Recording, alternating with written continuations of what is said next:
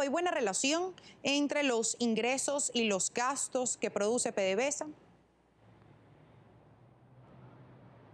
No creo es que ahí es donde radica precisamente el problema.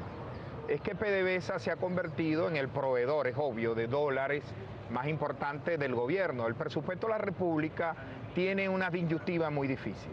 ¿De qué llenamos el gasto del presupuesto? Lo llenamos de los dólares de lo que exportamos, y lo único que exportamos en Venezuela es petróleo, porque somos monoproductores, y de los impuestos. ¿Cuál es el problema? Que los impuestos los pagamos en bolívares.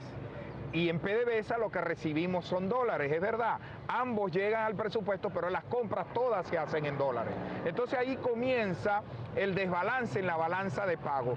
Y el peso que tiene PDVSA hoy en el mantenimiento de la burocracia y de las políticas económicas del gobierno es muy alto. Fíjense que acaban de anunciar una comercializadora en República Dominicana, que uno no termina, o sea, PDVSA, en lo personal creo que PDVSA debe dedicarse al negocio petrolero y por supuesto a la solidaridad y a la justicia social. Pero cuando tú dices PDVSA Telecomunicaciones, que es lo que pretenden hacer en República Dominicana, o PDVSA para comprar caraota en República Dominicana, yo me pregunto, bueno, si el gobierno quiere hacer el intercambio petróleo comida, como es el caso de República Dominicana, que es básicamente 112.000 barriles de petróleo diario por caraota, hay que ver cuánta caraota hay que mandar para pagar 112.000 barriles de petróleo diario en el caso de República Dominicana. Pues si quiere, bueno, vamos a crear una empresa para hacer eso. El problema es que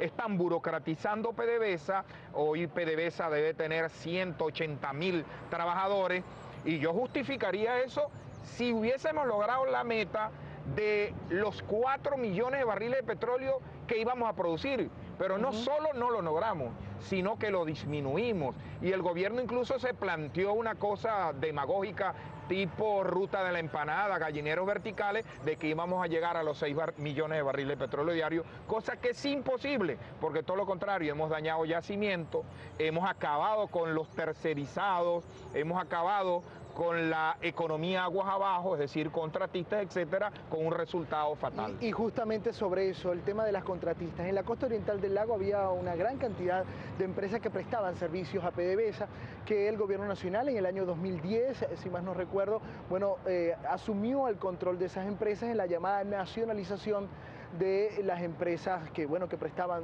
los servicios conexos a Petróleos de Venezuela. Hoy en día, ¿cuál es el balance que se puede hacer de esas acciones, de esa nacionalización de esas empresas contratistas?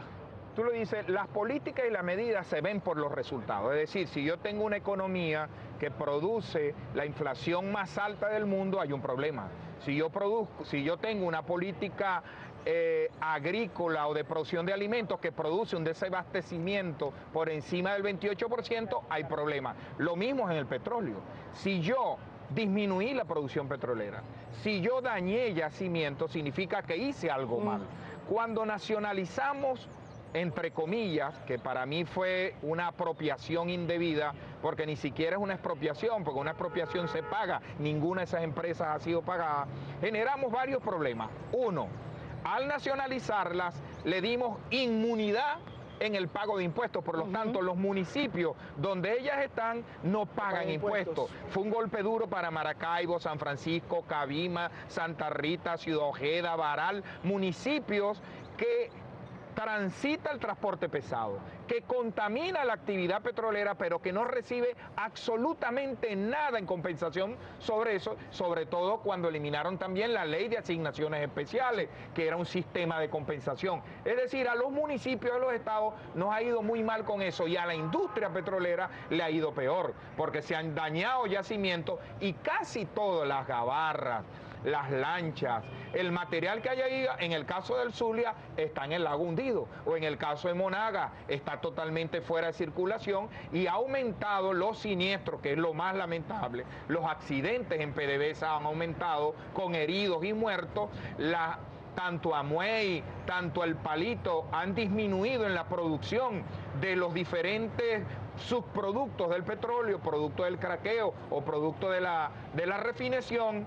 han Diputado disminuido Montoya, sustancialmente. Es decir, esa política... le habla Walfredo fue acá del nefasta. estudio de Caracas. Lo escucho. Buenos días, diputado Montoya. Soy Walfredo Cardoso de acá desde el está estudio de usted? Caracas de Primera Página. Tenemos la participación en el Twitter a través de nuestra cuenta. Hoy. Eso es correcto, sí señor, otro maracucho más. Tenemos así una especie de toma aquí en Caracas. Tenemos muchos Twitter a través de nuestra cuenta @Primera Página, donde primero le hacen una crítica personal a uno de los comentarios que hizo hace rato. El señor Angomar Bollón le dice que el diputado deje de especular con el tema de importación de gasolina. Lo que se importa son componentes para la gasolina sin plomo. Y la interrogante, que se la quiero hacer, pregunta el señor Gerardo Delgado: ¿por qué PDVSA no le paga a los proveedores nacionales con los cuales tiene tantas deudas y muy importantes? Esas son las dos interrogantes en este momento que tiene la comunidad de Twitter en @Primera Página, diputado Montoya. Bueno, por el tiempo de televisión, de todas maneras hoy, el tuitero que nos escribió por @Julio C. Montoya, yo le voy a comprobar que Venezuela no solo compra componentes de gasolina a Brasil y a los Estados Unidos básicamente, sino que también en momentos tiene que comprar gasolina para cubrir los déficits y los siniestros y los problemas y las paradas que han ocurrido en nuestras plantas de refinación. Eso tiene fecha, tiene monto y tiene deuda pagada. Y con el segundo es el problema financiero que tiene PDVSA. PDVSA no solo ha aumentado su deuda externa, que es en dólares, sino que también ha aumentado su deuda interna en bolívares. Y eso en definitiva ha generado un caos financiero que tiene a proveedores, pero que eso tiene consecuencias. La consecuencia es que hemos disminuido la producción de barriles de petróleo y no hemos llegado a la meta de los 4 millones, ni vamos a llegar lamentablemente. Diputado Julio Montoya, estamos conversando acerca de la situación del petróleo, pero sin duda alguna tengo que apartarme un poco del tema y hacerle la pregunta correspondiente a su posición frente al partido Un Nuevo Tiempo. Ya varios diputados decidieron alejarse, separarse de esta tolda política. Quería saber su posición, las razones. Ay, Dios mío, muchachita, ¿qué hizo usted? Bueno, un saludo. Bueno, primero déjeme decirle que mi afecto y mi cariño a todos los dirigentes y militantes de Un Nuevo Tiempo. Yo de Nuevo Tiempo lo único que he recibido son buenas cosas y mucho afecto. Mis diferencias son de orden político, de cómo vamos a abordar la crisis social y política que hay en el país y acerca de la democratización que hay en el movimiento. Mi saludo a Manuel Rosales, a todos sus dirigentes, pero bueno, hay momentos que uno en la vida tiene que decidir. Alfonso Marquina y yo, varios alcaldes que militan en Un Nuevo Tiempo, centenas de dirigentes en el país, regiones completas, concejales, diputados locales, hemos tomado la decisión de separarnos del movimiento, reencontrarnos en esta lucha por Venezuela, nos mantenemos en la mesa de la Unidad Democrática y en los próximos días anunciaremos nuestro destino político, que vamos a tener un destino, lo vamos a anunciar alcaldes, diputados locales, diputados regionales, concejales y muchos dirigentes nacionales. Pero insisto, estos rompimientos no son fáciles, son difíciles, pero bueno, no hubo respuesta a planteamientos de democratización, a una manera de abordar la crisis política que vive Venezuela, y es normal que eso ocurra en los demócratas. Es una separación del movimiento, seguimos coincidiendo en el planteamiento de cambiar Venezuela y en el seno de la Mesa de la Unidad Democrática. Ahora, diputado, ya para terminar, escaso segundo, ya lo decía usted el tiempo en televisión, en escaso segundo, luego de este diagnóstico de la industria petrolera, ¿qué se debe hacer? Definitivamente Venezuela debe de hacer un gran encuentro nacional para ver cómo vamos a abordar el tema petrolero.